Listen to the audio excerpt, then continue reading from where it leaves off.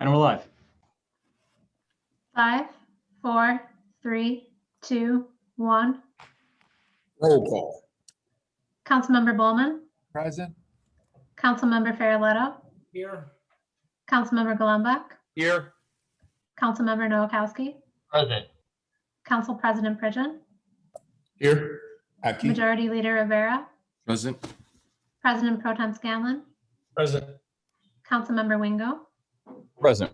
Councilmember Wyatt. Here. Quorum is present. Thank you. Can we stand for our pledge? I pledge allegiance to the flag of the United States of America, to the republic for which it stands, one nation, under God, indivisible, with liberty and justice for all. Thank you. We will now have our invocation by the Reverend Dr. Al Warner. The scripture that struck me as we've come into some amazing weather last week and into this week is from Song of Solomon, chapter 2. I'll need to modify it just a bit because in the Middle East, the winter is considered rainy season. Here, perhaps more snowy season. So the scripture says, look, the winter is past and the rains are over and gone. We'll say the snows are over and gone. The flowers are springing up. The season of singing birds has come and the cooing of turtle doves fills the air. The time of spring, as the things that have been dead around us for so long linger on, reminds us, I think, all of how much needs to come to resurrection as we come into spring of 2021. My wife and I'm sure lots of us are involved in spring cleaning, getting rid of things that were part of the old that can't come with us into the new. And for a whole lot of people, there's a season of, I believe, flowers springing up, singing birds, cooing turtle doves that are filling the air. There's a sense of new life being spoken in the spring cleaning where the old is swept away. Jewish tradition to do that within the Passover season. And now that season is here and upon us. And for many of us, there are things that we need to let go of and things that God wants to bring into new life in this new season. And for the city of Buffalo, looks pretty gray and dark and bleak during winter. It's starting to come alive. And I think for all of us right now, we are ready to come alive from a year that's been anything but that for too long. Shall we pray together? Father, I thank you that you're the God of seasons and that seasons don't come to stay, they come to pass. They come and we move through them in sequence. And Lord, this season called spring is one that many of us anticipate as all kinds of new life starts to come. But to embrace the new, there has to be some spring cleaning of some of the old stuff.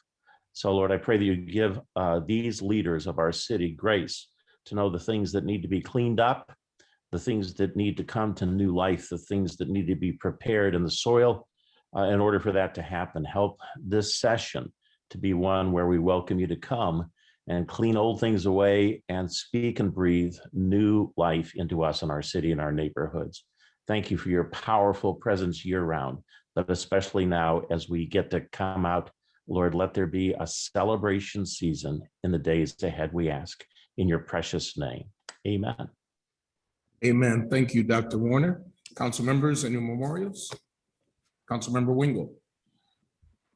The city of Buffalo, the Antioch Baptist Church mourns the loss of a pillar in the community and in our church in the person of Pamela Hicks. Pamela Hicks was a faithful member of the Antioch Baptist Church. She lived in the Madison district for decades until she moved over to the Fillmore district. And she was known to the community to be a mother in the community. Some call her Mama Pam, Auntie Pam. I call her Pam.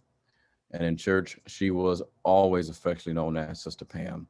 She sang with the Varsons. You may recognize her if you were to see her picture. She sang so much that everything just sounds different without her voice in it. She was a praying woman who, no matter what the occasion, if you asked her to pray, she always could petition the throne of grace on behalf of anyone at any given moment. She had a huge heart. She was always giving and always sharing, even of her last. And the last year of her life, she was able to spend that time with her son and his wife. And Terrence Bowman is blessed because he was able to have his mother with him the last year of her life. Now, she was not sick the last year of her life. It's just God's providence that she was able to live with her son, and her son lived with her that last year. And a quick little story. She had gotten sick 2 weeks ago, and her sons were keeping in contact with me, Daryl and Terrence. And right before my wife and I got on our plane to come back home to Buffalo, I got a phone call from her eldest son. I couldn't answer because I knew if I answered the phone, it was going to cut off because we were going in the air. And as the plane was going in the air, I just let the phone die out as it did, put it in airplane mode. And as I was in the air, sitting in my chair, trying to catch some sleep because I knew that she was ill, something just hit me. And I woke up and I looked out the window of the airplane and I just looked at the clouds, and it was the spirit of my good friend, Pamela Hicks. And when we landed, my phone blew up. Once it got back in range and signal, my phone blew up, and it was, in fact, Pam had passed on, and my wife and I were in flight on our way home, and Pam was in flight on her way home. And what is really ironic about this entire situation, and I don't mean to take up too much time, Mr. Chair, but I really believe that she is so deserving of this little brief talk, that when Pam died, her son had already prepared her a new place. He had furnished a place. She had all of her things where she had wanted, and she was on her way to this new home that he had prepared for her down here. But on her way driving to her new home, Pam's heart failed, and she passed away before she had gotten to the hospital. And it's just so ironic how she had made all these preparations. We had made all these preparations for her to move into her earthly home, but Pam had already taken flight to her eternal home. Pam was a soldier for Christ. She was a soldier for people. She just loved and supported everyone. She will absolutely be sorely, sorely missed. Thank you for this time, and thank you for your patience, Mr. President. Problem, sir. Sorry for that loss, and especially for the Antioch Church and all those in the community. Any others? Councilmember White? Thank you, Mr. President. Just want to pray for the family of Dante Wright, who was the latest victim of a police unarmed Black man who was shot by a police officer. I'm praying for that Minnesota community. This again speaks loudly to the importance of us having police reform. It's incredibly important. And every time we have to say you were sorry for someone's loss or our prayers with you, it's just unconscionable that we continue to say that. But my prayers go out to this 20-year-old and his family and the loss of a father, and just continue to keep these people and those who are harmed in these situations in prayer. Thank you. Thank you. Anyone else? We remember Jamie Moore Nelson, who was laid to rest today. Very active Bills fan, her and her husband. I believe they had 15 children and about as many grandchildren, with another one on the way. Unfortunate accident or situation on Main Street the other day. So we are praying for her husband and all of her children. And then Janice Bell, who was an evangelist, who actually helped to fund one of our mobile ministry buses that go out to the street to feed the hungry. But she not only helped to fund it, she would be on it out in the streets. And we have so many pictures of her feeding the hungry and helping on the clothing bus and giving clothes. And it will be a tragic loss for the city, but she lived her life well. Any others? Seeing no others, we always remember our service, or the men and women who may have given their life for the freedom of our country since our last meeting, and for the freedom of others. For all of the names that have been called and those that have been expressed, we pause in these chambers for a moment of silence.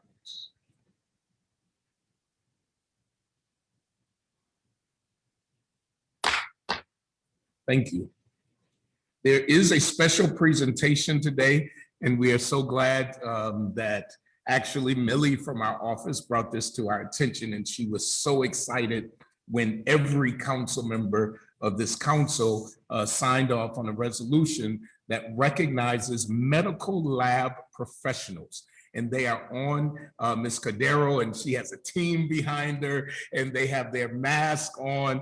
And I'll read a bit of this because it is important that we recognize as many people as we can, and often those folks who are in the lab, those who are getting results for us, they have not always been recognized. And we wanted to make sure, and I want to thank Millie Castro for, well, now she's married, Millie in our office for actually bringing this to our attention. Whereas medical lab professionals play a vital role in the diagnosis and prevention of disease, yet the dedicated efforts of laboratory professionals often go unnoticed by the general public, as well as by the very institutions employing them.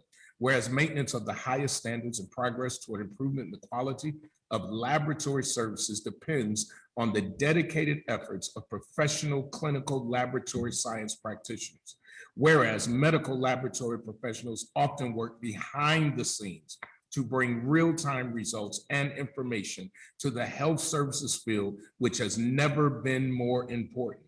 And whereas in the unprecedented public health crisis brought on by COVID-19 pandemic, medical laboratory professionals were called to the front lines in order to ensure efficient and effective testing of the public. And now, therefore, we, the members, all members of the Buffalo Common Council, hereby proclaim that April 18th through April 24th, 2021 will be recognized as Medical Laboratory Professionals Week to acknowledge the enormous roles of those heroes. Thank you to all of you who do what you do.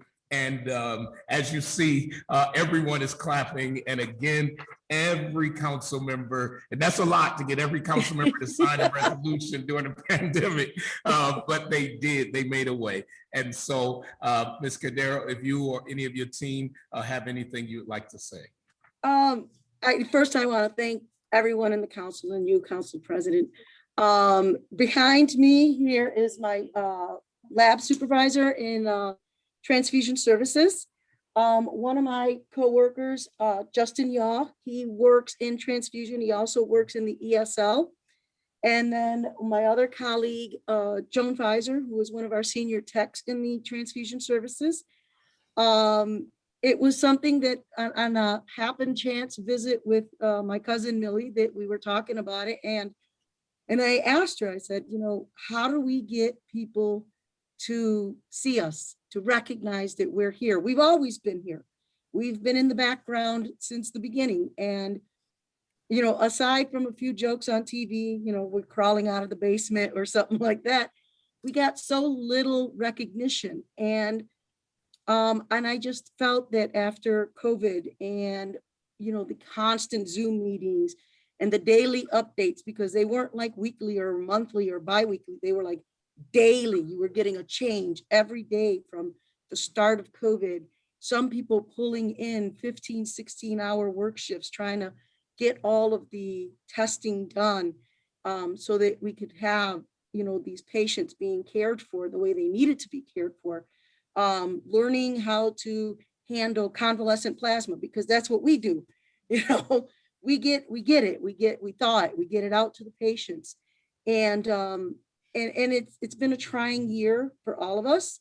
Not, you know, and while you do have all the doctors and the nurses, there were people that have always been here that I just felt really needed a shot in the arm, sort of say, hey, you know, we're recognizing you. We know you're there. And we just want other people. We just said, how do we get other people to understand we're here as well? So, you know, and it's been an interesting ride. I think my colleagues would say the same. It's been an interesting year. Well, thank you, and thank you to your colleagues and Millie Castro Littles. I had to remember the new last name, her wonderful husband. And so we thank you sincerely. If any of my colleagues have anything you'd like to say, I'll pause for a second. But thank you, and I can't see everybody, so if someone has their hand up, I can't see you. But thank you very much for all you do. Please express, and if you have not received the proclamation physically, it should be delivered to you shortly. Okay, great. Thank you. Thank you and congratulations. Thank you very much. All right. All right. All right. On a motion by Majority Leader Rivera, second by President Pro Tem Scanlon, the minutes of the stated meeting held on March 30th, 2021 are approved. Council members, you have the late files before you. Are there any objections to the late files? At my view, I can only see, and maybe this is me. Hold on one second. We'll go, now I can see everybody. That was me. Any objections to the late files? Hearing no objections to the late files, we will hear the entire agenda that is before us today. Not taking away your right to pause if you need to read something or review something. We have an item out of order. Mr. President, the motion to take item 7 in CD out of order. Second by Council Member Scanlon, by President Pro Tem Scanlon. Item 7, Buffalo River Natural Resource Damages. Motion open to public hearing. Motion to open the public hearing, second by President Pro Tem Scanlon. Is there anyone here to be heard on this item? Council President, we've been joined by John Heffron representing the Law Department on this item. He joins us by phone, and Mr. Heffron, if you press *6, I will unmute you. He is unmuted. Good afternoon, everybody. This is John Heffron from the City Law Department. Yes, sir. Did you have anything you want to say on this item? Well, this item today, the hearing, is in connection with one component of an overall settlement package that the city has been working on for more than 5 years with respect to the recent $43 million cleanup of about 6 miles of the Buffalo River, and also the city ship canal, not the Union Ship Canal, the city ship canal. And it also is in connection with the resolving of potential liability of the city of Buffalo and the Buffalo Sewer Authority from claims that otherwise would be made by the United States Department of Interior, United States Fish and Wildlife, and also the New York State Department of Environmental Conservation. So this overall package with respect to the Buffalo River will resolve a lot of potential liabilities of the city of Buffalo and the Buffalo Sewer Authority in connection with a great deal of cleanup and water enhancement work that has been done over the past 7, 8, 9 years.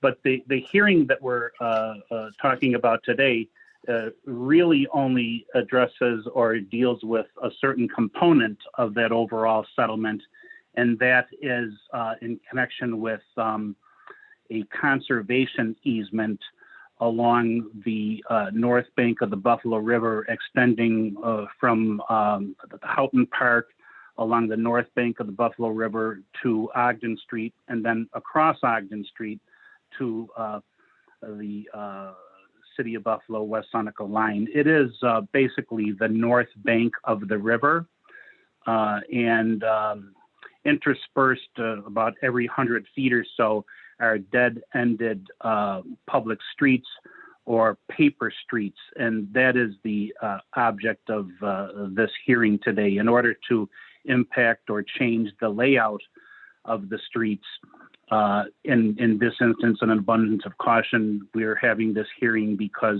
the placement of a conservation easement on the dead-ended streets, and again, those are mostly just along the north bank of the river. They are not actually streets. But in order to place the conservation easement on those streets, there would need to be a public hearing, and that's what this is. Also, I should note for the Common Council that the City of Buffalo Planning Board was scheduled to consider the placement of the conservation easement area on the dead-ended streets at their April 5th meeting, but that meeting was canceled, as some of you may know, and it will not be on the agenda again until the next meeting, which I think is April 19th. So overall, and I think I've talked with Councilmember Bowman about this and also with the City Law Department, that we're not asking for an overall vote today on the overall settlement, but we are nonetheless looking to proceed with this hearing today because it has been scheduled. And the reason why we're not looking to have the overall approval today is because that procedural step at the planning board, we weren't able to have that addressed the way that it should be. So that will be April 19th. So basically what we're looking to do is to have the hearing that we're having now, and I hope I was able to explain some of it, and but not to approve the item or to consider the full item for approval until the next Common Council meeting. Are there any questions? Well, let me, Councilmember Bowman, did you have? Yes, thank you, Council President. I just want to say thanks to John. He sat on the phone with me for over an hour, just kind of walking me through this and, you know, answering a lot of questions I have. But I'm comfortable with the item, and it's about protecting this land, and you know, we'll be able to do some things behind Houghton Park eventually with improvements that we're looking at. But it's really about protecting the land moving forward. So I just wanted to say thanks to Mr. Heffron, the Law Department, our Public Works Department, Parks. There was a lot of work that went into this over the past 5 years, so I appreciate all their efforts. And so I'm comfortable with it, you know, being recommitted back to committee after the public hearing. Thank you. Thank you. Was there anybody in the waiting room for this public hearing? No, sir, that's all we have. All right, colleagues, anything else on this item? All right, hearing none, Majority Leader. Motion to close public hearing. Motion to close the public hearing, second by Councilmember Bowman. Motion to recommit. Motion to recommit, second by Councilmember Bowman. Thank you, John. Thank you, everybody. I'm available for questions if anybody has any. Got it. Thank you, sir. Thank you. Bye now. Bye-bye. From the top. Item number 1, lease between City of Buffalo and Buffalo Society of Natural Science. Motion to approve. Second by Councilmember Wingo. Councilmember Bowman, Yes. Councilmember Farrelletto, Yes. Councilmember Golumback, Yes. Councilmember Noakowski, Yes. Council President Pridgen, Yes. Councilmember Rivera, Yes. Councilmember Scanlon, Yes. Councilmember Wingo, Yes. Councilmember Wyatt. Yes. Item number 2, 1703, 1707 Main Street Designated Developer Agreement. Motion to send to CD. Second by Councilmember Bowman. Item 3, Certificate of Appointment Executive Assistant to the Comptroller. Motion to receive and file. Second by Councilmember Wyatt. Item 4, Common Council Minimum Fund Balance Meeting. Motion to send to finance. By Councilmember Wyatt. Item 5, Change Order Buffalo Zoo Cooling Tower. Motions to approve items 5, 6, 7, 8, 9, 10, 11, 12. Number items 10, 11, and 12 with conditions.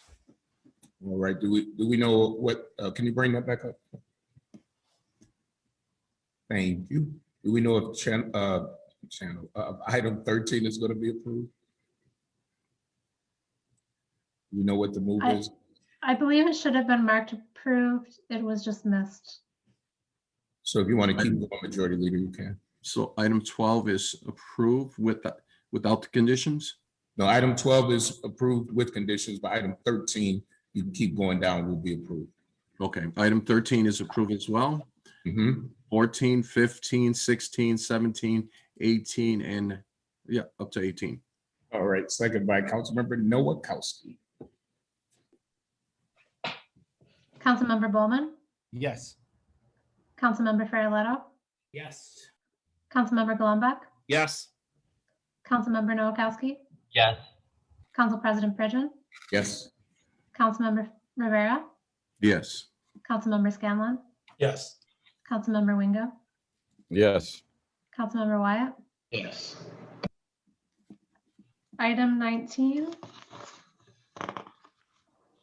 Appoint maintenance assistant. Motion to send to civil service items 19 through 25. Second by Councilmember Noakowski. Item 26, food store license, 1021 East Ferry. Motion to send to legislations item 26 and 27. Second by Councilmember Golumback. Item 28, food store license, 1212 East Lovejoy. Motion to approve with conditions.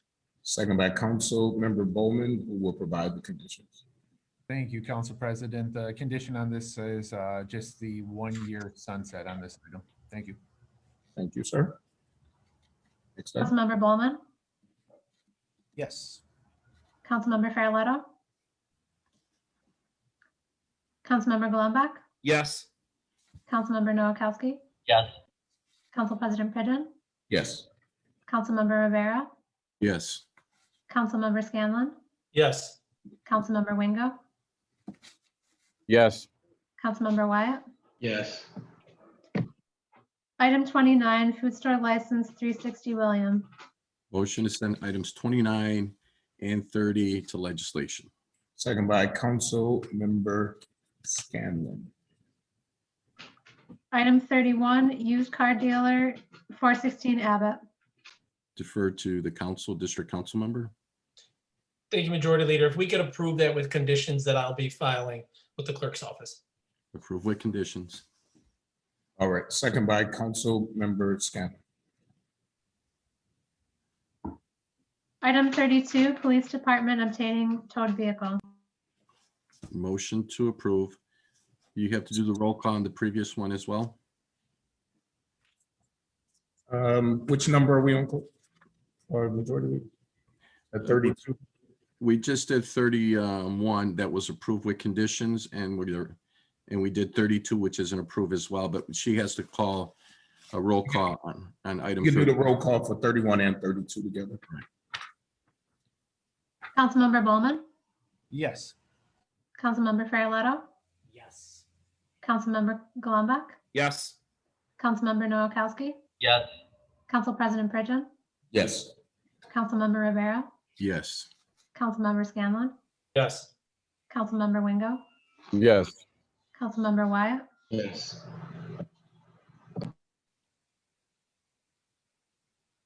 Item 33, items returned to city clerk by mayor. Motion to receive and file item 33 and 34. Second by President Pro Tem Scanlon. Item 35, comments from public regarding school speed zone cameras. Motion to go legislation. Second by Councilmember Wyatt. Item 36, response to Councilmember Wyatt regarding Compass House. Motion to go to CD. Second by Councilmember Wyatt. Item 37, 255 Ship Canal Brownfield cleanup. Motion to receive and file. Second by Councilmember Farrelletto. Item 38, ZMA neg deck. Motion to adopt. Second by Councilmember Scanlon. Council President, Yes. since the item that this is referring to is being recommitted, we have a last minute update to request that this item 21-495 be sent to ledge. Motion to rescind the previous motion. Second by Councilmember Scanlon. Motion now is to adopt. Second by Councilmember Bowman. That- No, that- it's to, That's the one. The motion is to send to ledge. Well, right. All right. So we have already rescinded the motion. Now the motion is to send to legislation. The second stands. Next item. Item 39, Fair Fines and Fees Coalition speed camera program replacement. Motion to send to legislation. Second by Councilmember Wyatt. Item 40, oppose 86 Winspear zoning variance. Motion to send items 40 and 41 to CD. Second by Councilmember Farrelletto. Mr. President? Councilmember Gullumbeck. Yeah, thank you. I just want to thank my colleagues. The letter from Melissa Hamilton is on behalf of the group of people, mostly from North, that are trying to organize litter cleanups throughout the entire city of Buffalo. I want to thank my colleagues. I think everybody was in attendance at the last meeting and spoke or was supportive of the effort that these individuals want to do. And we're going to send it to community development and hopefully be able to come up with something that we would be able to do citywide under an umbrella organization, you know, with programs in each of our 9 councilmanic districts. But I'm excited because this is something that's been going on for the past several years in North, and it sort of coalesced this past year, sadly, because the city in general is messier than I think it's ever been before. But I've noticed that on some of the Facebook posts that I've read, that I have friends that live in first and second ring suburbs, and they're complaining about the same thing. So thank you to my colleagues and thank you to my constituents in North for being willing to take this on. Absolutely, and thank you for your leadership on it. Litter is one of my pet peeves. I encourage people when they see if they are able to catch someone, because the city does have a reward program, a very generous reward program, actually. And what we're noticing in some areas, not all of the litter is coming from within the city of Buffalo. One of the persons that was stopped was bringing in his garbage on Big Trash Day into the city and taking it to a vacant lot, assuming that the neighbors would not say anything. And the neighbors did. In that situation, they were stopped. But some of this litter has come from outside, but much of it is also coming from inside. So I think it's a shame we have to clean up after other people. It is a daily occurrence of mine. So that's why I want to thank you, where I got to go outside, clean up. And I don't, I'll get on the soapbox, but it's a pet peeve because I don't understand how adults finish eating food and roll down their window and throw it out of the window, and as if it just doesn't matter. So thank you, Councilmember Gullumbeck, for pushing that forward. And I think all of us have experienced it in some way or another. So thank you. Councilmember White. I want to thank Councilmember Gullumbeck as well as one of our former colleagues, Councilmember Fontana, who has led his team at DOT to clean some of the on-ramps and off-ramps on the 33. So I want to thank him for that because it was very, very nasty. And there were a number of people who had sent messages to my office. And so we know litter is a problem, and you said it, we'll clean up the 33 right at Suffolk, and people will get on there and just dump a garbage bag of, McDonald's there, and it's just ridiculous. But again, thank you for your efforts and those in your district, Councilmember Gullumbeck, and thank you, Councilmember Fontana. I thought since we were talking about litter, I wanted to give him a shout out and thank him for what he's doing as far as the on-ramps and off-ramps for the 33. Thanks. Thank you. All righty. We moved that already, so next time. You got the move, clerk? Yes. got Item the first- 42, regarding budget process engagement. Motion to send to legislation. Second by Councilmember White. Item 43, opposition to apartment building at 86 Winspear. Motion to send to CD. Second by Councilmember Gullumbeck. Item 44, meetings transcriptions. Motion to send to legislation. Second by Councilmember Farrelletto. 44 should be receive and file. Oh, 44. 44, receive and file. So rescind the motion, second by Councilmember Gullumbeck. Now the motion is receive and file, second by Councilmember Gullumbeck. Item 45, letter to Councilman Wyatt. Motion to send to legislation. Second by Councilmember White. Item 46, Greenlight Networks update. Motion to send to CD. Second by Councilmember Scanlon. Item 47, vote yes to replace Buffalo's speed cameras. Motion to send to legislation. Second by Councilmember White. Item 48, University District food store license renewals. Motion to approve. Second by Councilmember White. Councilmember Bowman, Yes. Councilmember Farrelletto, Yes. Councilmember Golumback, Yes. Councilmember Noakowski, Yes. Council President Pridgen, Yes. Councilmember Rivera, Yes. Councilmember Scanlon, Yes. Councilmember Wyatt, or Wingo, Yes. I'm sorry, Councilmember Wingo, Yes. Councilmember Wyatt. Yes.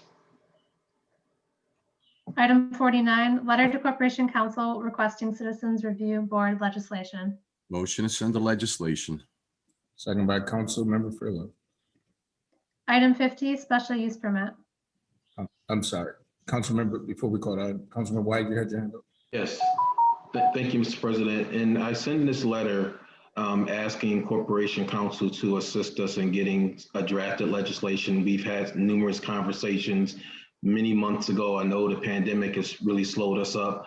But again, in light of what's going to continue to happen to individuals of color, I think it's still very, very important for us to move forward on this. Every other city in the state, for the most part, Syracuse, Albany, New York City, Rochester, have some form of citizens review. I don't know what makes Buffalo an exception. I know this was not included in the reform action, but I think we can continue forward with it. I know some of my colleagues have concerns of how you do it, but I think we need to just get there and discuss those actions, because we see that police reform is not going to happen unless we continue to push it. I know the Biden administration is definitely looking at police reform, but I think on a local level, there are things we can do to prepare ourselves for this action. I know the state AG, Tish James, said the police should not be policing themselves. If our state AG says that, then we should be taking actions to make sure that that happens. And again, I hope that the Corporation Council can get us something in a timely fashion. Thank you, Mr. President. Thank you. All righty, next item. I'm sorry, you called the item that we did not vote on. Was that item 50? Item 50, special use permit 144 Cottage. Motion to send to legislation and city planning board items 50 through 52. Second by Councilmember Farrelletto.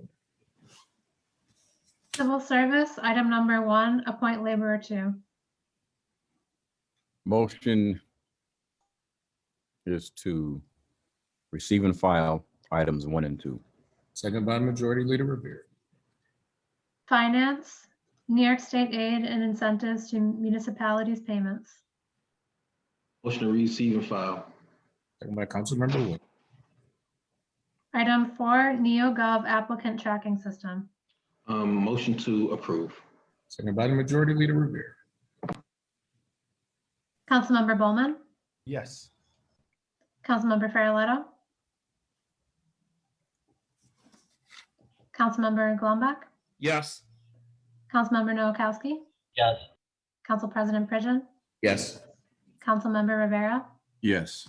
Councilmember Scanlon, Yes. Councilmember Wingo, Yes. Councilmember Wyatt. Yes. Community development, item number 5, report of sale 70 Brunswick. Community Development. Motion to approve items 5 and 6. Second by Councilmember Wingo. Councilmember Bowman, Yes. Councilmember Farrelletto, Yes. Councilmember Golumback, Yes. Councilmember Noakowski, Yes. Council President Pridgen, Yes. Councilmember Rivera, Yes. Councilmember Scanlon, Yes. Councilmember Wingo, Yes. Councilmember Wyatt. Yes. Legislation, item number 8, food store license 2106 Fillmore. Motion to approve with conditions, items 8 through 11. A second by Councilmember Wyatt. Conditions will be followed by the district council members. Councilmember Bowman, Yes. Councilmember Farrelletto, Yes. Councilmember Golumback, Yes. Councilmember Noakowski, Yes. Council President Pridgen, Yes. Councilmember Rivera, Yes. Councilmember Scanlon, Yes. Councilmember Wingo, Yes. Councilmember Wyatt. Yes. Item number 12, failure of City of Buffalo speed violation monitoring system program and rescinding 19-490. I'm sorry. The motion is to adopt. Motion is to adopt, second by Council Member Rivera.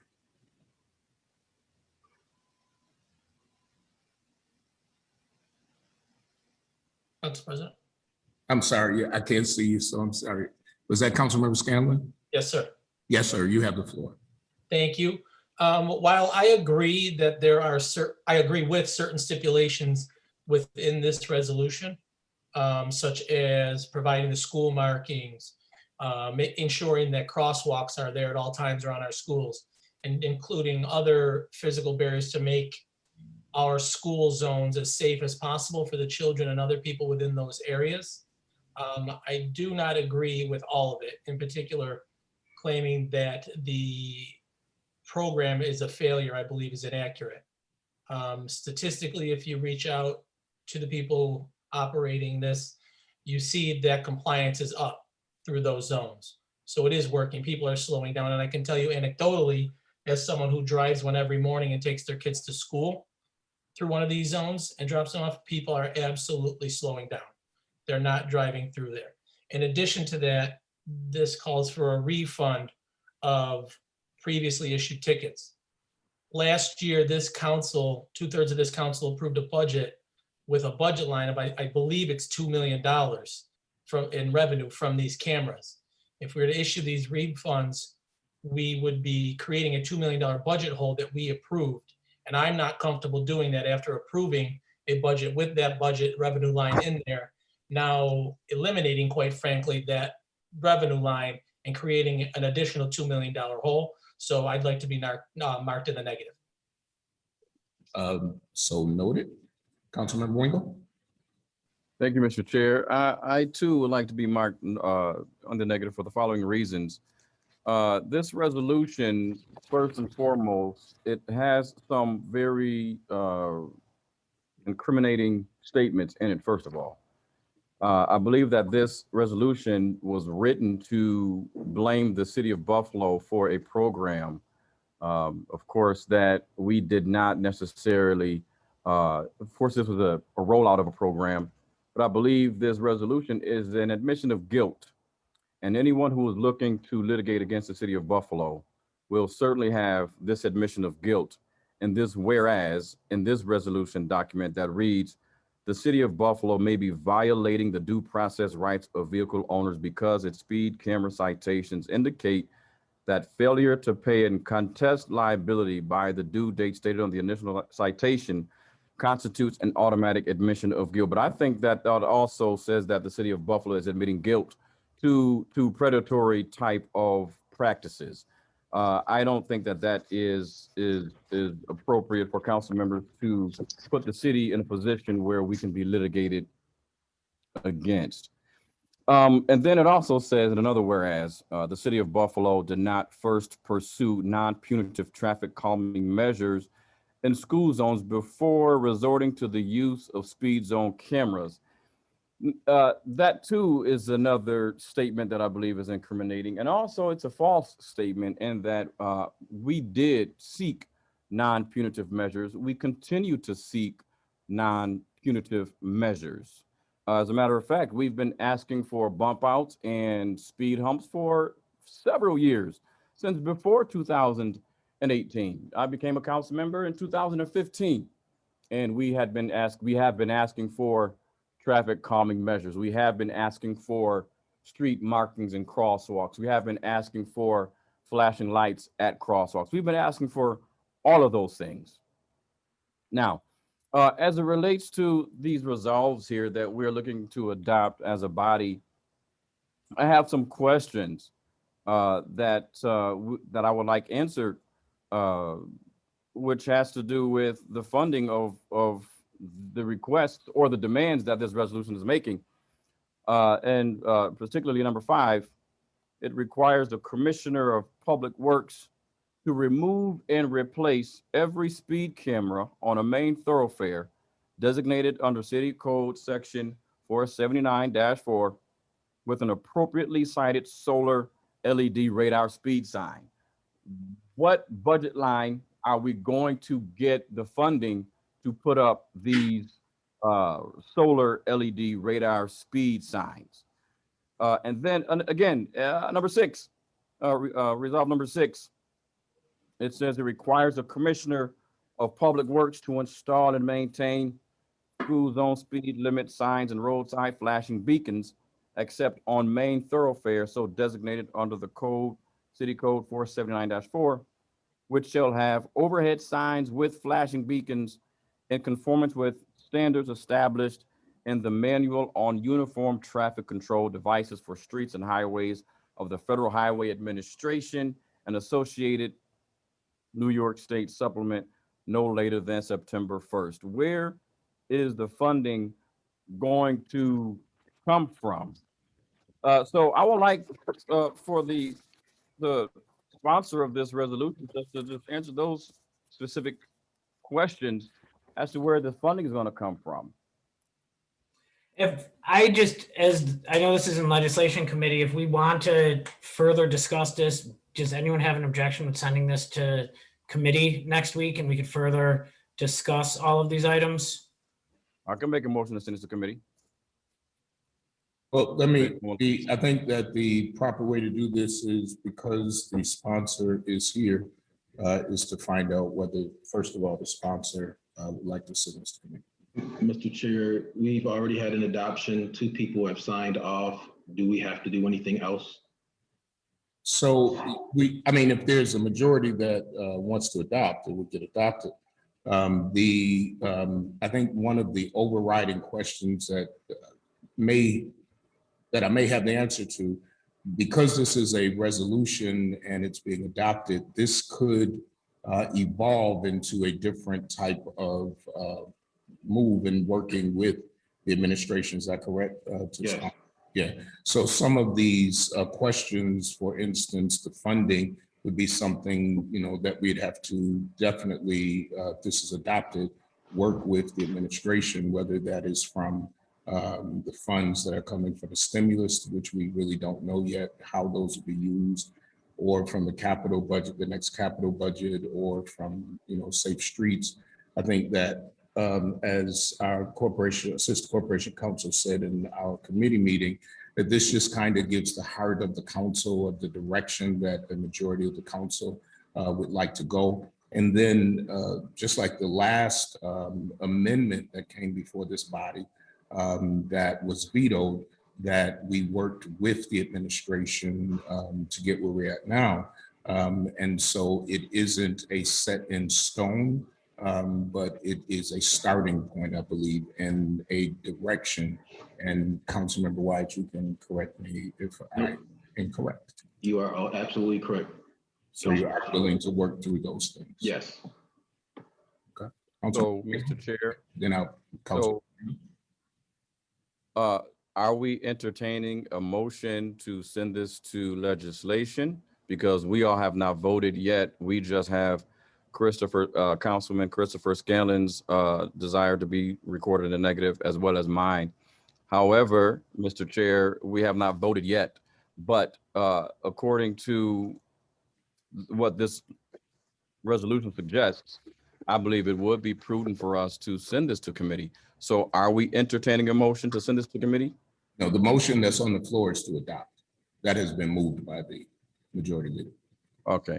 All right. Well, then I would ask for a roll call vote. That way we can see if this actually has the votes to go to the mayor so that it can be signed off to go to immediate adoption for the things that this resolution is requiring or asking for. When we get to the vote, I do not mind having a roll call vote. Councilmember Goldenbeck. Thank you, Mr. President. Yeah, I would prefer it to go to committee as well. I have some questions on some of the issues as well. I think that the camera, that this whole program, has been a cluster pretty much since day one. I think some of it is, much of it is beyond our control as council members. It was unveiled, roughly at the same time that the COVID issue hit. I think that, you know, if all things would have been perfect, we probably would have been able to work out some sort of a correction on this issue, but I think that there are a lot of problems with it. My other concern, though, is that it seems like we're throwing out the baby with the bathwater. And I can tell you that, and once again, as Mr. Scanlon said, it's more anecdotal. But in my neighborhood, you know, on Military Road and Hurdle Avenue, where I have Grobyar's Academy and West Hurdle Academy, the cars have significantly slowed down. I used to get phone calls from the crossing guards, from residents, from the PTO complaining. I don't think I've gotten a complaint. Now, granted, much of it is also because of you know, the COVID that has been going on and the schools not being completely open. But I do believe, and I disagree with some of the callers and some of the people that have said in the past that enforcement doesn't work, because I know, living adjacent to the village of Kenmore, that when we were growing up, everybody knew that as soon as you cross the city line, you better follow the rules of the road in the village of Kenmore, especially if you were coming from the city of Buffalo, because you were going to get a ticket. You know, we swore that there was some sort of a machine on their radar guns that pointed out, you know, city residents, because, you know, you were going to get a ticket there. And, you know, while I agree that we do need better markings, we do need speed bumps and things like that. I think everybody on this council agrees with that. I think that we also need enforcement to take place. You know, and you know, we just talked about litter for 50 years, ever since they had the Native American that cried when I was a child. Mr. Pridgeon, you might remember, Mr. Rivera might remember, and there's been anti-litter campaigns. And, you know, people are still littering, you know, so I mean, I think there needs to be an enforcement that comes along with it. I would feel more comfortable sending this back to committee so that we could talk and discuss it, because I do think it needs to be, you know, fixed. I don't think it's completely broken as is, but I think there's a lot of parts that need fixing. So if there is a vote, I'm in the negative. All right. Anyone else want to be heard on this issue? I will say that the reason that I'm willing to support this is, number one, is it does not shut down the speed zone cameras tomorrow. There was an addition by the sponsor after discussion that wouldn't happen until the infrastructure was in place at the schools. So if there was a camera down, if a camera is taken down, it would be after a whole redo of an area and a way of alerting passengers, drivers. I think because this is a resolution that we can at least have a starting point of saying how we move forward. You know, there was a lot of confusion over the last compromise where we could have overwritten the veto. We worked with the administration, so I'm still, and I'm glad to hear from the sponsor, willing to work with the administration in order to keep our children safe. There may be some, I think all of us probably will be able to look at this document and say, there's some things here we'd like changed, and we will have the time to do this. This is just a starting point to trying to continue to make children safe. If there's no other discussion, we'll call the roll. And this is on the motion to adopt this resolution. Councilmember Bowman, Yes. Councilmember Farrelletto, Yes. Councilmember Golumback, No. Councilmember Noakowski, Yes. Council President Pridgeon, Yes. Councilmember Rivera, Yes. Councilmember Scanlon, No. Councilmember Wingo, No. Councilmember Wyatt, Yes. Item is adopted. Next item. Item 13, zoning map amendment, Marilla Hopkins, Buffalo Railroad South, 558 Tift. Motion is to recommit. Second by Council Member Noakowski. Item 53, ordinance amendment, Article 20, budgeting. Motion to send to legislation. Second by Council Member Bowman. Item 54, pride flag resolution. Mr. Motion. President, I'm sorry, I can't see you. Who was that? Councilmember Wyatt. Councilmember Wyatt? Is that on the last item? Yes, on the budgeting one. All right, you have the floor. Yeah, I want to thank my colleague, Councilmember Bowman, for his effort on this. We did a tremendous job working with the Controller's Office and our auditors to come up with something. So I thank, Councilmember Bowman for his leadership, as well as Noakowski and Rivera. We met with the Controller's Office. I think we ironed out a lot of things. And, this is not to hinder the mayor from running the city. However, with this opportunity, with funds coming in, we really need to put our fiscal house in order. These are guardrails to assist us in creating a fund balance that is critically important. We don't know when the next emergency is going to come forth. We don't know when the next pandemic may hit us, but we should be ready. And this is a great opportunity putting this in place. Our regulators have said this is critically important to maintain our rating. And I'm glad that we've done the work to put it forth in hopes that the administration will come and be a support of this particular legislation. Thank you. Right. Next item. Item 55, fee waiver for Shakespeare in the Park, Cazenovia Park. I'm not sure. I'm sorry, did we finish 54? Did you get a first and second? I'm not sure if we had a second or not. 54 was adopt. Right. Did you get a second on it? I don't think so. Okay, second by Councilmember Noakowski. Item 55, fee waiver for Shakespeare in the Park. Motion to approve. Second by Councilmember Scanlon. Councilmember Bowman, Yes. Councilmember Farrelletto, Yes. Councilmember Golumback, Yes. Councilmember Noakowski, Yes. Council President Pridgen, Yes. Councilmember Rivera, Yes. Councilmember Scanlon, Yes. Councilmember Wingo, Yes. Councilmember Wyatt. Yes. Item 56, Commissioner of Deeds. Motion to adopt items 56 and 57 Second and by, 58. second by Councilmember Wingo. Item 59, repeal of home rule regarding school zone speed enforcement. I'm sorry, would you bring up the agenda? That's a send the ledger. Motion to send to legislation. Second by Councilmember Farrelletto. Item 60, ordinance amendment, chapter 479, speed regulations. This item's open. Motion to approve. Second. So it's been motion Yes. I think this is Assistant Corporation Counsel Karen Gordon.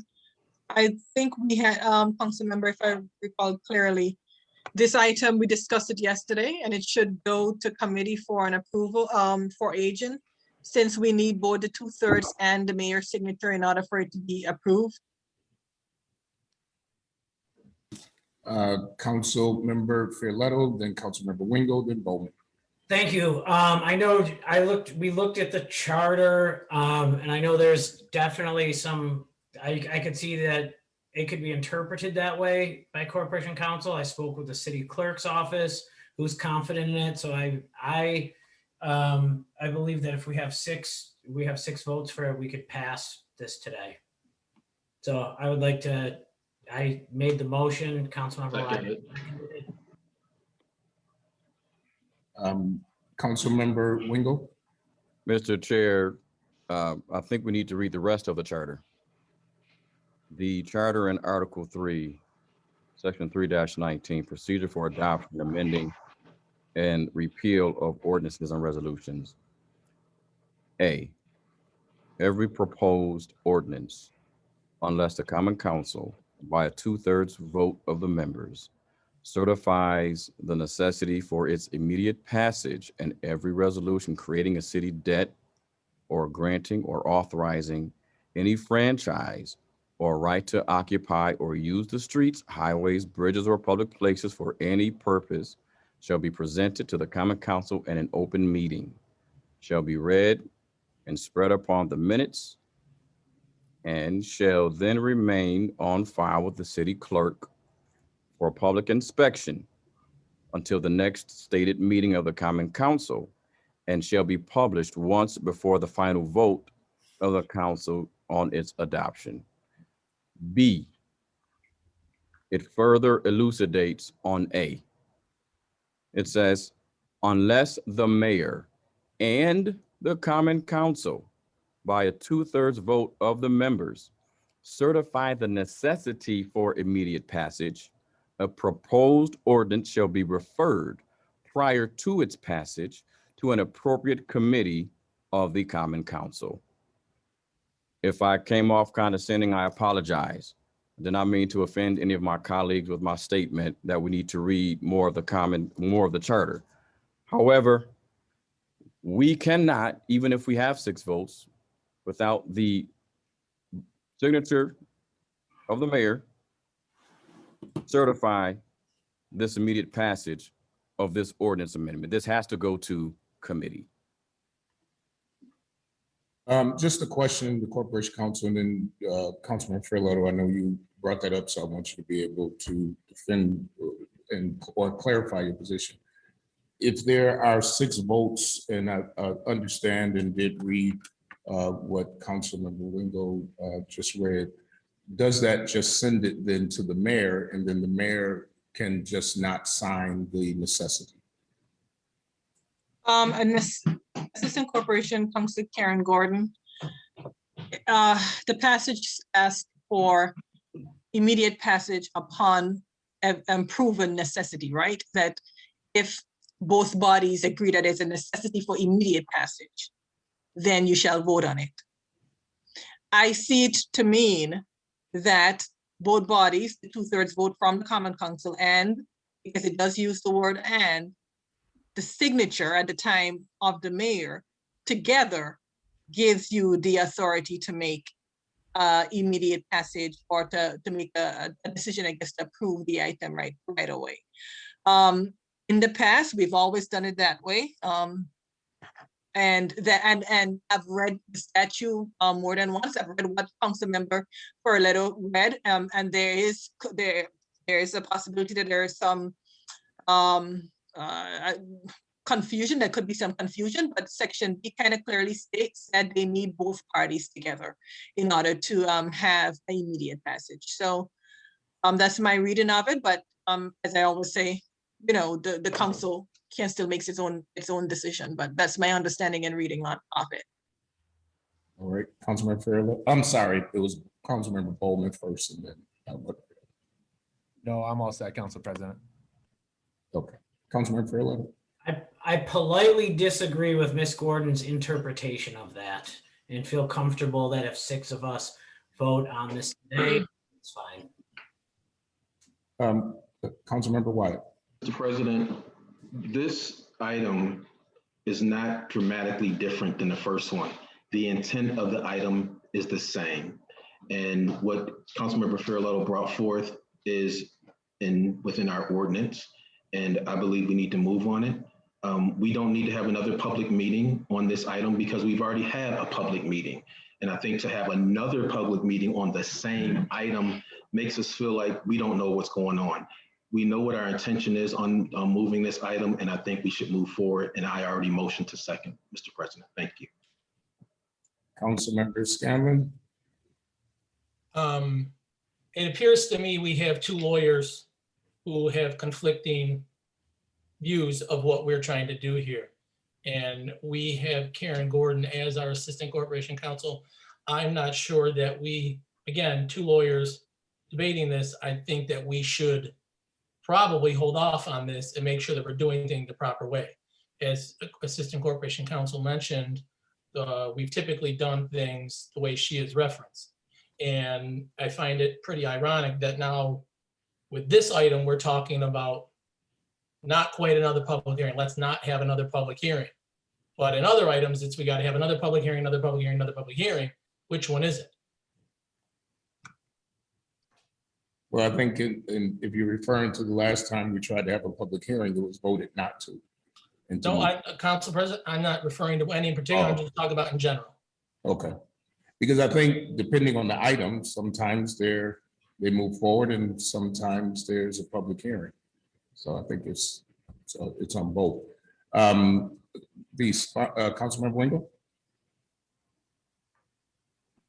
Thank you, Mr. Chair. So this item, this amendment is quite different from the first one. A couple of words makes a huge difference. If we're not certain of that, Ms. Gordon, do you have a list of the changes or modifications from the previous ordinance amendment to this ordinance amendment? There are some significant changes. That's why it was suggested that this go to committee in the first place. Can you just cite those changes if they're clearly you know what they are because you signed off on the ordinance amendment?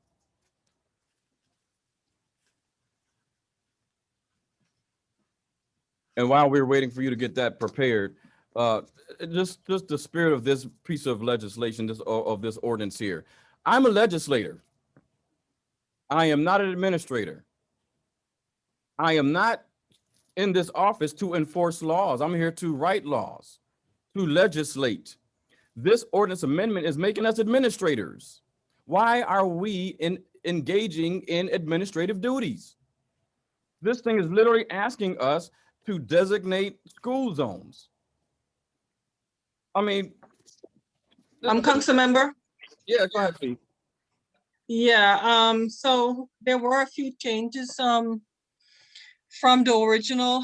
I think in part, one of the changes I think that was important to make was the school zone designation part. As we know, the state law designates a school zone under Section 1180C of the New York State law, and the original suggested that the Common Council would be doing that, will be designating the school zones. And so that had to be changed and removed. This one and also the second one did not have any process, even though it requires that the school zone cameras be removed.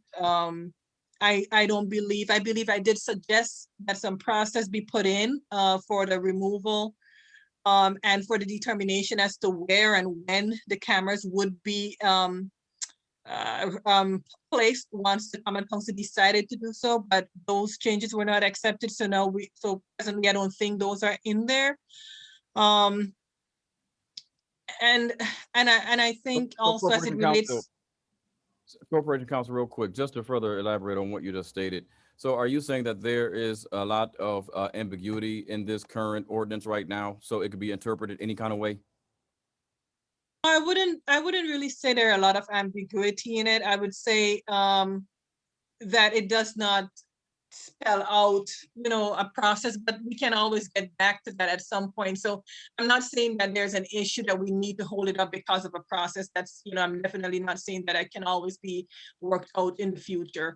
I think my main concern and one of the main differences between the two were like that aspect that clearly was if we had adopted it or approved it as was, it would be totally in contradiction to the state law. So that was removed, and that's a big part of it. And I think there were some changes. Another big part of what we have in front of us, you would see, is that it's a elongated 2 or 3 page document, whereas the initial one was a 1 or a page document, or probably 2-page document. And the reason for that is whenever we do ordinance amendments, we have to incorporate all the changes, whether they're additions or removal, into the original document.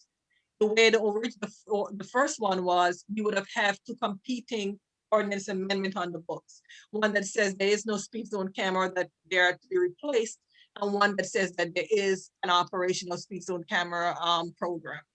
And so those, I think, were the 2 big differences between the two. But as I've always said, at the end of the day, the Common Council makes its own decision. So. Okay, so thank you, Corporation Counsel. So, Mr. Chair, you can record me the negative for these 2 reasons. First of all, we've not given the community an opportunity to inspect this ordinance as the city charter says. First of all, that's number one. Number two, we are drafting laws that literally put legislators in an administrative capacity. For those two reasons, you can record me the negative. Thank you. And just a point of, there is no public hearing, correct? I'm sorry, Corporation Counsel, except if it was a local law. And then the public hearing would be heard in the mayor's office. We do public hearings on both ordinance amendments as well as local laws. Because the local laws have two public hearings, we do one in chambers, and then there must be one in the mayor's office, a second one in order to make it, in order for us to send it to Albany, seeing that we've gone through both process. So, and I just want to ask it a different way. The approval of this would then send it to the mayor's office, but in your interpretation of the law, that it has to be agreed upon first for this to be approved without 2 weeks. My interpretation of the law is because the statute uses a conjunction, it says, you know, the mayor and the common council. It doesn't say or. To me, it indicates that it requires both parties to be on the same page before we can do an immediate passage of an ordinance amendment. I think that's how we have in the past interpreted it, and that's why we've always done it that way. But if we don't do it this way, regardless, we approve it, it will still go to the mayor's office for a signature. So, you know, at the end of the day, the process will still be the same. It's just that according to the charter, it says, and my interpretation is that both needs to be on it at the time before it goes to the mayor's office. But it doesn't say who has to lead that effort, right? No, it doesn't say who has to lead it, no. So it could be from what, and I'll come right to you, President Pro Tem.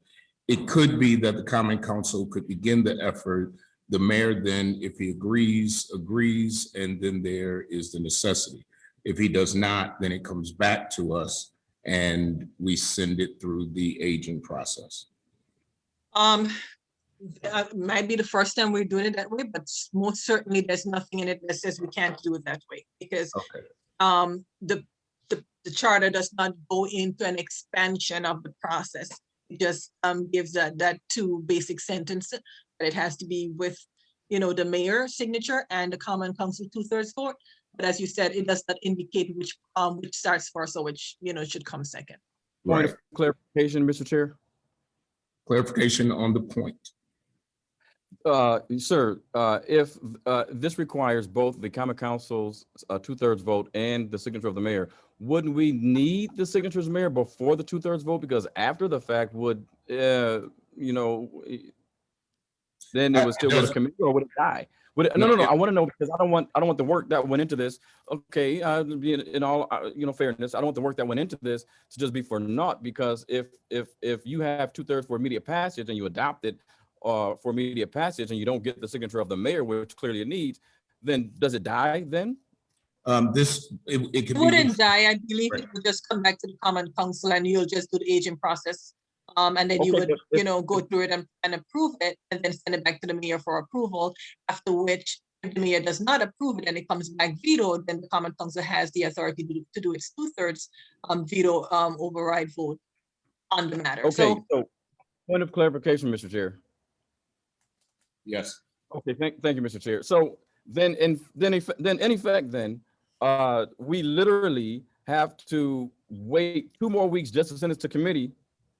Then it goes through to committee just to pass it anyways. Why not just send it to committee so we don't have to worry about it? What is the difference if this is not going to go into effect until September to pass this immediately?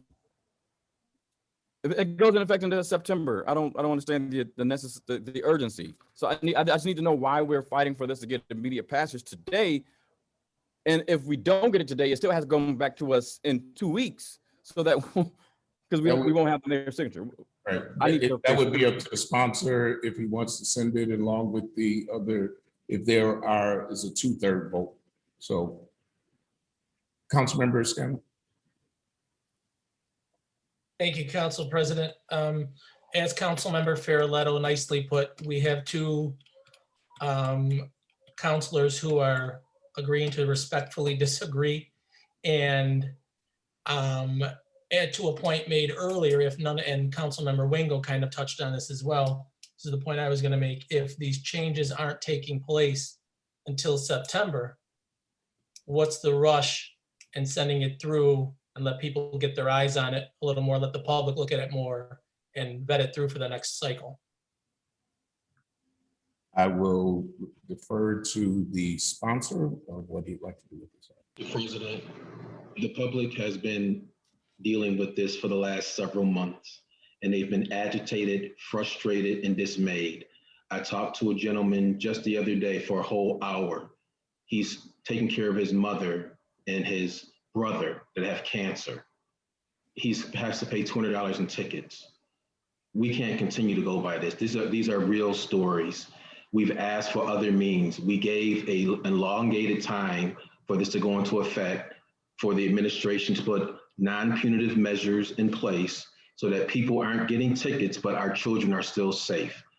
We can do this today. Why should we wait when we can do it today? And it gives the administration enough time to put things in place so that, again, as they've said to us, they are concerned about child safety, children's safety. The mayor has put $400,000 for safe streets.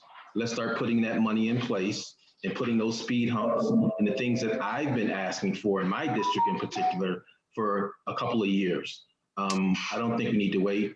I think we need to put this in place while we can, and so that the administration can begin gathering what they need to do to follow the ordinance and follow the resolutions that we put forth, so that if it is about children's safety and it's not about the $50 they were getting per ticket or the money they were getting per ticket, then let's move on this. We're the third poorest city in the country. Why are we continuing to look at these opportunities that are impacting people negatively when we can do other things that can do the same thing? And that's something that can happen for 24 hours. You put a speed hump down, you don't take it up when it's 1 o'clock or 2 o'clock. The speed hump is there permanently. There are other measures that we can put in place, and those are the measures that we're asking, and we are asking for those non-punitive measures to be taken place and taken seriously. And we can do that, and gives the administration enough time by September 1 to have those things in place in those schools where cameras already exist. Thank you. Was there another hand up? Councilmember Scanlon? Thank you, Council President. Well, I was in contact with a Mr. O'Sullivan yesterday who lives in my district, who was basically on the verge of tears because now he feels safe enough to walk his children to and from school. So it does, quite frankly, work both ways. And I'm still miffed at the fact that everyone believes this has to be an either or situation. The cameras or speed humps, the cameras or markings. I don't know why we can't use them all to complement one another, because I don't think anyone can honestly argue the fact that people do not correct their behavior when they are fined. Councilmember Glumbeck referenced it earlier. I've been driving for more than 20 years. I know for a fact I cannot speed in West Seneca, Lackawanna, Cheektowaga, Kenmore, Tonawanda, because I will be fined. I will be ticketed. I will be fined. And the opposite is not same here in the city of Buffalo. So I'm sick and tired of hearing that it has to be either or. It's not that situation. We can use all the tools within the toolbox to complement one another. Councilmember Wingo? Thank you, Mr. Chair. We're arguing about punitive measures for people who are breaking the law. I don't understand. If we're going to argue for non-punitive measures for people who are breaking the law, why aren't we arguing the same principle on the ATVs, where they're being fined $2,500 and their vehicles are being confiscated and they have to pay storage fees? That is a huge hardship for people who made that be their own form of transportation. Where's that energy? Where's that energy? But yet we want to give the folks who are breaking the law a break. Why don't we give all the lawbreakers a break? If that's the principle, you're going to argue. In the meantime, let's do the prudent thing. And I'm not saying I'm against the ordinance but I am against those two things I mentioned earlier, which of course makes legislators into mini administrators, which is ridiculous. But at the same time, why not send this to committee? Because I have not heard yet as to the need and the urgency to approve this today. I've not heard yet, because on 1 minute, in the same breath, we're hearing from folks that this needs to be passed today because people are tired of this. But in the same breath, we're saying, well, I'm not saying, but this council member is saying that we are going to give the mayor time.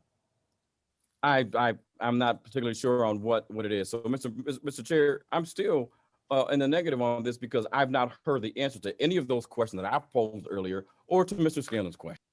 It's been noted that you are in the negative. Councilmember Galumbo. Thank you, Mr. President. Once again, I agree with my colleagues, in particular, Mr. Scanlon. I don't think it needs to be an either or. I think that all of the tools, as he said, in the toolbox should be used to encourage and enforce the speeding throughout the city of Buffalo. I also agree with Mr. Wyatt that we do need to do the safe streets. I think it needs to be a combination. And I will vote no simply because I would like to see it go to committee, because I think we're going to end up waiting the 2 to 4 weeks anyway, regardless of how we vote on it today. So I don't understand why the rush is so important. Thank you. Thank you. Just 2 notes, just so that we all understand what this, if there is a 2/3 vote, that this just bypasses the aging process.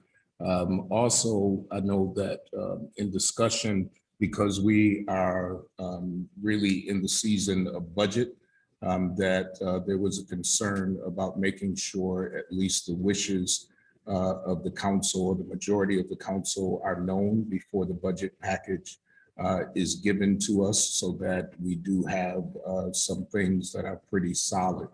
I'll tell you this, and I think I said this over a month ago, at least a month and a half, is I'm the one who said that I didn't think it had to be, again, like Councilmember Scanlon says, an either or, and almost begged people to work together so that we did not get to this point. And that's from both sides. And obviously, at this point, we're still far away from working together. I encourage, because I don't think that we serve the public well in not sitting down and saying, all right, this is where a majority of the council is. This is where the administration wants to be. Where do we truly work together? Because if we don't, and this continues to move with a 2/3 majority, then we could see just more debate on it, but it will still be voted on. So that would be my only reason for saying, not my only, but one of the reasons is I would hope that it would pull people on both sides of this issue to a place of saying, we want school safety. We really, this council wants school safety. I think that that is important, and especially now during budget, that at least as our corporation council I think accurately said in a previous meeting, gives the heart of the council. Now, will this not be agreed upon by the administration? I don't know. If it's not, then if it comes back another way, at least there is a discussion out there of what at least a majority of the council's decisions are or desires. Councilmember Noah Cusby. Thank you, Mr. President. Just to stay completely germane to the item that is before us, I'd like to just express my opinion that to me, it's not either or, but it's what comes first and what comes second. And what comes first should be non-punitive streetscape designs and traffic calming measures to slow the streets down by design. And then if the problem still persists, to examine other measures moving forward if it is a punitive measure. So I just want to let you know that that's where my energy lies. Right. Any more discussion? Any new facts? Councilmember Wingo. Just a question for Corporation Council. How long does the mayor have to sign this document? Does he have a week, a day, 30 days? How long does he have? If we should decide, if 2/3 of this common council should decide to immediately pass this ordinance, how long does the mayor have to sign? Assistant Corporation Council Karen Gordon. I do not know how long he has. I would have to go back into the charter to double check that. Usually I know we have a 10-day turnaround period, but in this particular situation, it might be different. And so I don't want to assume. I would have to look at it first. So it's possible that the mayor can have this on his desk for as much as 10 days. It's possible. Yeah, it's possible. It wouldn't be safer for us to have this in our hands and just go through the motions and send it to legislation so that we could just not have to worry about including the mayor into this particular process? Is that a question to me? Yes, or Council President, I mean. Yeah, I can answer it. I mean, the mayor still would have to weigh in. So whether it was now or if it was after the 2 weeks, whatever the time frame is, it could still sit on the desk. So yeah, thank you, Mr. President. So my point is, it's going to end up waiting one way or the other. And if the sponsor and the 2/3 agree to it, then they're okay with that waiting. Any other discussion? So 2, 1, 3 have been recorded in negative. Do you all want a roll call? Or do you want me to just, Councilmember Scanlon, were you in the negative? I just wanted to say one more thing, Council President. Sure. Yeah, so the point being made is the urgency of getting this done because people have seen it, the public has seen it, we've debated it, we want to move on it and get it done as quickly as possible. But sending it to the mayor for signature could be the exact opposite.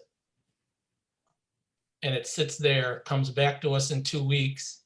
Then if we have to go through our cycle in 2 weeks, then it's a month. We deal with it and nothing gets done, as opposed to just sending it through 2 weeks and we have it done in 2 weeks. As you said, hopefully this debate, and it seems like some people are coming a little closer together. Perhaps this debate can spill over into conversations with the administration and we could come to a common ground and it could be done in 2 weeks. So that's something I just can't quite reconcile with, but obviously, as always, majority or 2/3 rule, and then we're gonna have a vote. Councilman Wyatt, did you want to comment after hearing this? Mr. President, we have tried to work with this administration, as you stated, over and over again. We asked for signs to be moved out further. We have for beacons to be moved out further. We've asked for signage that directs people where the cameras were, and none of that has materialized in over several months. I think the time is for us to move on this. I think, again, I'm going to say it over and over again, and I'm going to say it with anything that I'm a part of legislating. When it comes to legislating things for people who are poor, who have already been affected by a pandemic, there's many seniors who live in our city who have been affected by fees and fines. We have to look at another way. And I think this is a great example to set, to look at doing the same thing, making our schools safe where children are attending, as well as other residents who may be walking the streets. The enforcement times were specific and somewhat confusing, but when you see a speed hump, when you see crosswalks, you see other measures that slow traffic, those are there consistently, day in and day out. So, Mr. President, I hope that we can move on this vote. Thank you. All right. If there are no other discussion, we are recording Councilmember Scanlon, where do you want to be recorded? In the negative, please, sir. Councilmember Scanlon in the negative, and was there another in the negative? Councilmember Gullumbeck in the negative. So that would be 3 in the negative for the adoption. Second. And I'm sorry, was that an adoption or approval? I believe it's approval. I'm looking at 58, I apologize. I believe it's approval, Mr. President. All right, so we have to have a roll call. Councilmember Bowman, Yes. Councilmember Farrelletto, Yes. Councilmember Golumback, No. Councilmember Noakowski, Yes. Council President Pridgen, Yes. Councilmember Rivera, Yes. Councilmember Scanlon, No. Councilmember Wingo, No. Councilmember Wyatt, Yes. Next item.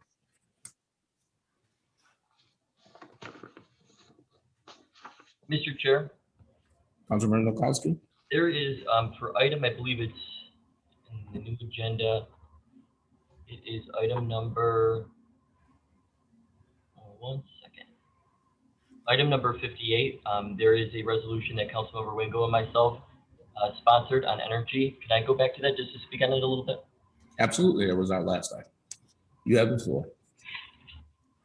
Thank you very much, Mr. Chair. I was very happy about this resolution because it really is an advancement in energy solutions, and the city of Buffalo is taking a stance on it and talking about green energy and what our carbon footprint is on the city of Buffalo.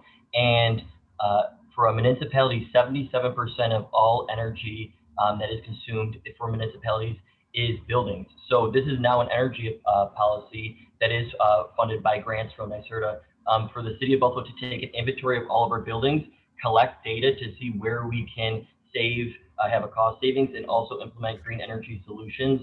I think that this is a great step forward, and I just want to thank my colleague, Councilmember Wingo in the Madison District for being on this, with me. And I think that there's a lot of good in this policy, and there will be more to come. So thank you for the time, Mr. Chair.